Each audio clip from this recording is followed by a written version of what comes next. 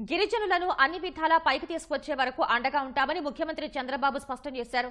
ప్రపంచ ఆదివాసీ దినోత్సవం సందర్భంగా విజయవాడ తుమ్మలపల్లి కళాక్షేత్రంలో జరిగిన కార్యక్రమంలో సీఎం పాల్గొన్నారు.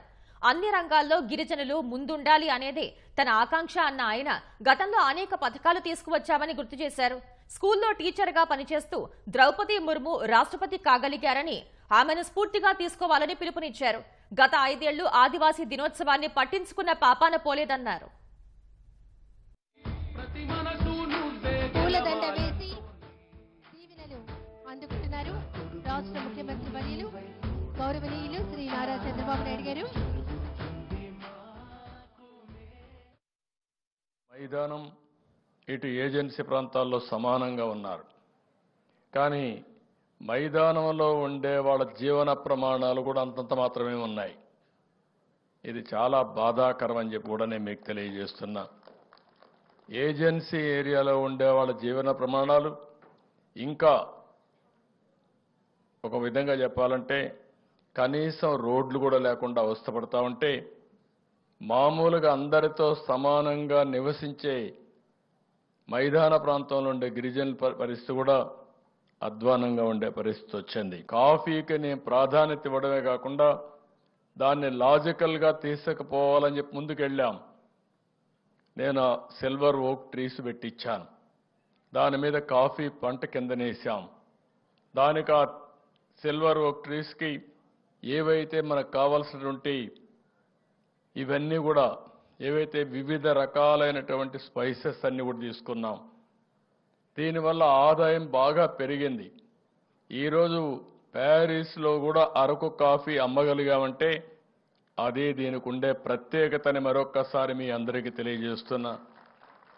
ఇటీవల ప్రపంచంలో ఉండే అతిపెద్ద పత్రికలు రాస్తున్నాయి, వ్యవసాయం అంటే భారతదేశంలో అరకు కాఫీ ఒక ఉదాహరణ చెప్పే పరిస్థితికి వచ్చారు.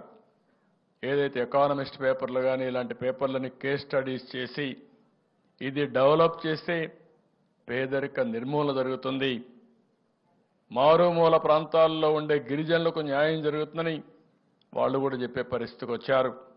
అందుకే దీన్ని నేను ప్రమోట్ కూడా చేశాను. మీరు గుర్తుపెట్టుకోవాలి, మార్కెటింగ్ కూడా చేశాను.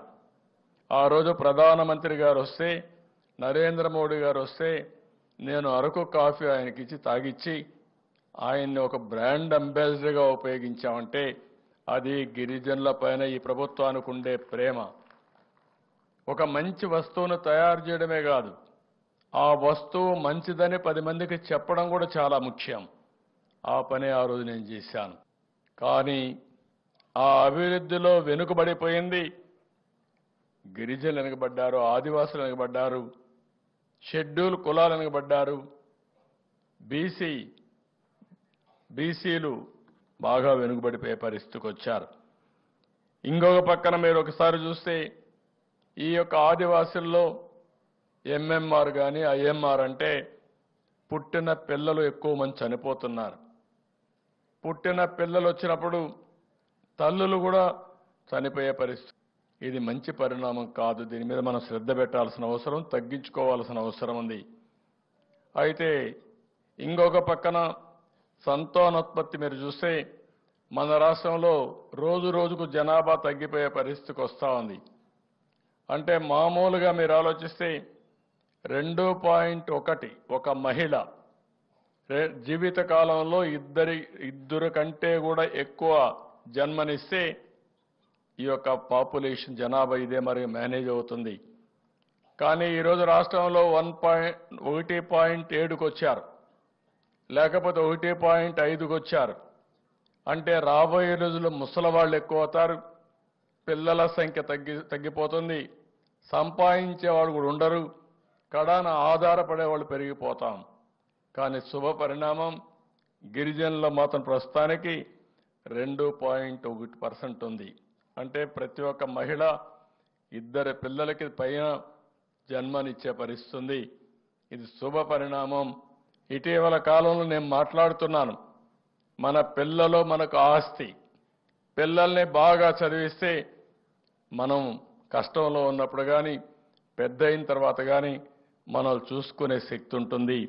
దీనికి దోహదం చేయాలని చెప్పి నేను చాలా స్పష్టంగా చెప్తున్నాను. ఆర్టిఫిషియల్ ఇంటెలిజెన్స్ గురించి మాట్లాడుతున్నాం. ఇంకా డోలే మూతలు కనపడుస్తున్నాయి. ఇది చాలా దురదృష్టకరం. ఇవన్నీ కూడా మనం రూపుమాపుకోవాల్సిన అవసరం ఉందని చెప్పి కూడా నేను మీకు తెలియజేస్తున్నా. అందుకే నేను ఒక మాట అన్నాను, జీరో పావర్టీ అంటే పేదరికం లేని సమాజాన్ని నిర్మాణం చేసుకోవాలి. ఏ పని చేసినా పేదల దృష్టిలో పెట్టుకొని చేయాలి.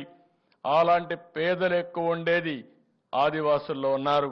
వారి మీద నా శ్రద్ధ ఉంటుంది, ఈ ప్రభుత్వం యొక్క శ్రద్ధ ఉంటుంది. మిమ్మల్ని పైకి తీసుకొచ్చే వరకు, అన్ని విధాలు ఆదుకునే వరకు మీకు అండగా ఉంటామని కూడా మీకు అందరికీ తెలియజేస్తున్నా.